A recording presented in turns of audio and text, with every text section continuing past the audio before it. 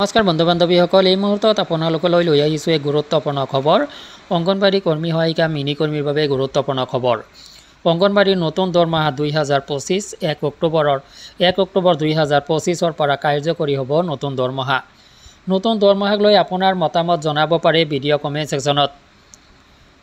নতুন দৰমহা কিমান বৃদ্ধি পালে, কাৰ্যকৰী কেনেকৈ হ'ব আৰু এই সংক্ৰান্তত কৰ্মী সহায়িকাৰ কি মিশ্ৰিত প্ৰতিক্ৰিয়া, গুৰুত্বপূৰ্ণ কিছু তথ্য আপোনালোকৰ সৈতে শ্বেয়াৰ কৰিব যত্ন কৰিছোঁ।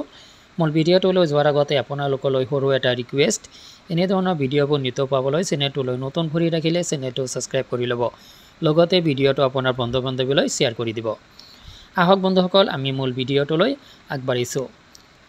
ইতিমধ্যে অসম কেবিনেটে লৈছে গুৰুত্বপূৰ্ণ কিছু সিদ্ধান্ত, আৰু এই সিদ্ধান্তবিলাকৰ ভিতৰত অংগনবাড়ী কৰ্মী সহায়িকাৰ দৰমহা বৃদ্ধিৰ সিদ্ধান্তটো গুৰুত্বপূৰ্ণ। অংগনবাড়ী কৰ্মী সহায়িকাৰ বাবে দৰমহা বৃদ্ধিত ইতিমধ্যে অসম কেবিনেটে এপ্ৰুভেল প্ৰদান কৰিছে, অনুমোদন প্ৰদান কৰিছে। তাত সেই অনুপাতে অংগনবাড়ী কৰ্মী সহায়িকাসকলৰ নতুন দৰমহা 1 অক্টোবৰ 2025 পৰা কাৰ্যকৰী হ'ব। অৰ্থাৎ 1 অক্টোবৰ 2025 ভিত্তিবৰ্ষ হিচাপে লৈ আপুনি নতুন দৰমহা লাভ কৰিব।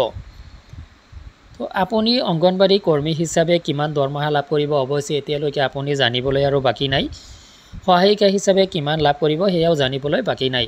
তথাপিতো মই আপোনালোকক কিছু জনাইছোঁ যে অংগনবাড়ী কৰ্মীৰ বাবে 1500 টকা আৰু সহায়িকাৰ বাবে 750 টকা নতুনকৈ ধাৰ্য কৰা হৈছে। আৰু এই ধাৰ্য কৰা নতুন দৰমহাক লৈ সৰ্বমুঠ দৰমহা অংগনবাড়ী কৰ্মী হিচাপে আপুনি লাভ কৰিব 8000 টকা, আৰু সহায়িকা হিচাপে আপুনি লাভ কৰিব সৰ্বমুঠ 4000 টকা।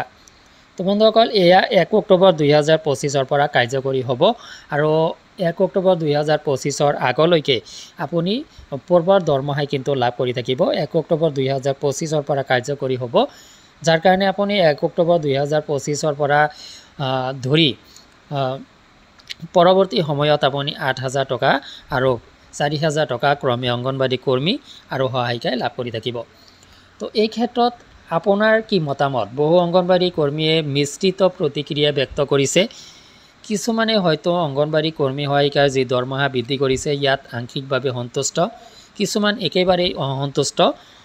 গতিকে 100% সন্তুষ্ট বুলি আচলতে আপুনি ক'ব খোজে নেকি যে আপুনি অংগনবাড়ী কৰ্মী সহায়িকা হিচাপে আপুনি এই দৰমহাক লৈ 100% সন্তুষ্ট?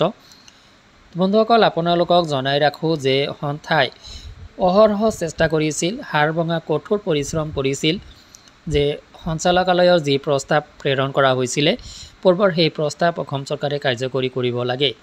আৰু এই সংক্ৰান্তত তেখেতসকলে বিভাগীয় মন্ত্ৰীক যথেষ্ট অনুনয় বিনয় কৰিছিলে, কিন্তু অৱশেষত সেই পূৰ্বৰ প্ৰস্তাৱখিনি কিন্তু কাৰ্যকৰী নহ'ল। অসম চৰকাৰে নিজাববীয়াকৈ দৰমহা ধাৰ্য কৰিলে অংগনবাড়ী কৰ্মী সহায়িকাৰ বাবে। তো বন্ধুসকল, এই ক্ষেত্ৰত নতুন দৰমহাক লৈ আপোনাৰ কি মতামত থাকিব পাৰে, আপোনাৰ পৰা জানিব বিচাৰিম। ভিডিঅ' কমেণ্ট ছেকশ্যনত অৱশ্যেই কমেণ্ট কৰি জনাব।